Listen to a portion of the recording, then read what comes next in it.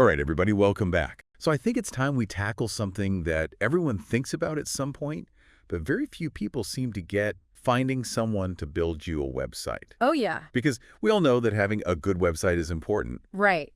but finding someone to make that website for you is a whole other beast. It is. Yeah. Because, they all kind of sound the same when you're first looking at them, like they're all promising you the world. Sure. So we're diving into this today with someone who's seen both sides of this. They've worked with agencies, they've run agencies, and now they've helped build, I think, over 200 websites Wow. at this point. Yeah, that's a lot of websites. For people, so we're really trying to distill down their advice and give you like a cheat sheet, basically, for navigating this whole world. Yeah, it can be tricky. And I think what's great about the source's perspective is that they emphasize that it's really about finding a partner. Yes. It's not just about like hiring some help. This is a long-term relationship with your business. Yes, absolutely. And they make a great analogy right out of the gate that I love. Okay. They say that, building a website, it's kind of like putting together like a blockbuster film. Right. You've got your designers who are really focused on the visuals and making sure that it looks stunning. Right.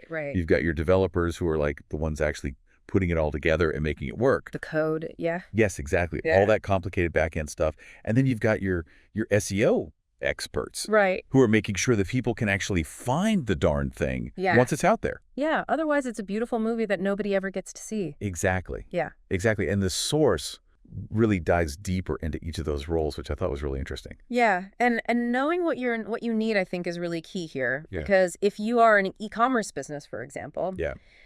having a developer who understands online stores, Yes. payment gateways, Yeah. all that stuff, that's essential. Yes, because it doesn't matter how pretty it is if people can't actually buy something on the website. Exactly. It's like having a storefront and having a beautiful sign and everything, but the door's locked. Yeah, and all the stuff behind the scenes is just as important as the pretty front end. Exactly. And that brings us to like the first big piece of advice that they give. Okay. And this sounds obvious, but apparently it's not. What's that? Know your goals. Oh, okay, sure, yeah. Before you even start like thinking about design and all of that, Yeah. like what are you actually trying to get out of this website? What's it for? Yeah, are you trying to, get more sales? Mhm. Are you trying to, just showcase your work as like a portfolio? Yeah. Are you an artist or a photographer or some, are you trying to like educate people about something? Right. There's so many different options. Yeah, and I think sometimes people, they just think, I need a website, Yes. but they don't think about what they wanted to do. Exactly. And all of those different goals require a very different approach You do? to the website. Absolutely. And the other thing Yeah. that the source mentions here, Okay. and they compare it to like planning a road trip, Okay. you need a budget. Yeah, of course. Like that is your fuel. Sure. To get, to get to where you want to go. Yeah. And you need to be upfront about that with any agency Oh, that absolutely. you're talking to, because Right. otherwise you're going to end up with, champagne dreams on a beer budget. Exactly. And you'll both be frustrated. Yes, exactly. From the get-go. Yeah. So now that you kind of know what you want and what you can afford, Okay. this source has some really interesting advice. Okay.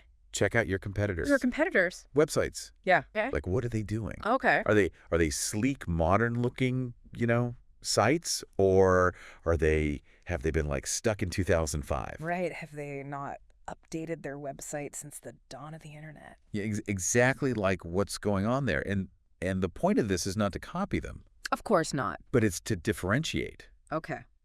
Because you want to see what's working for them, Yeah. what's not working for them, and you want to make sure that your website is standing out. Yeah, you want to carve out your own little space. Exactly. And that's something that a good agency can really help you with. Absolutely. They should be thinking about that for you. Yes. They should be aware of who your competitors are Exactly. and how to make you different. Okay, so now let's talk about portfolios, because obviously, Yeah.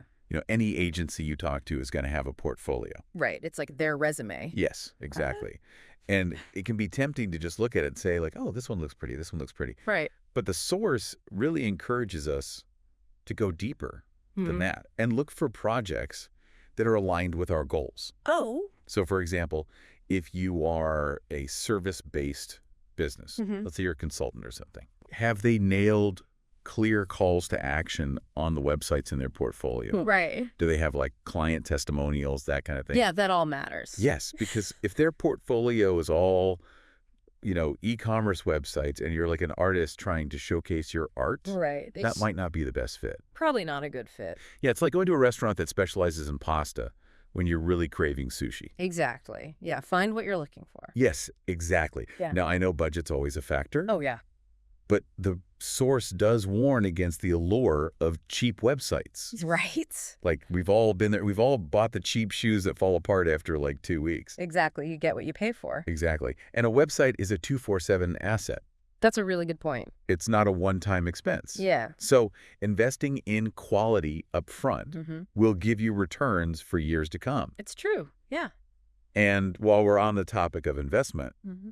they bring up something I find really fascinating. Okay. Ownership. Oh, ownership. Right. Yeah. Because you don't want to be renting your digital home forever.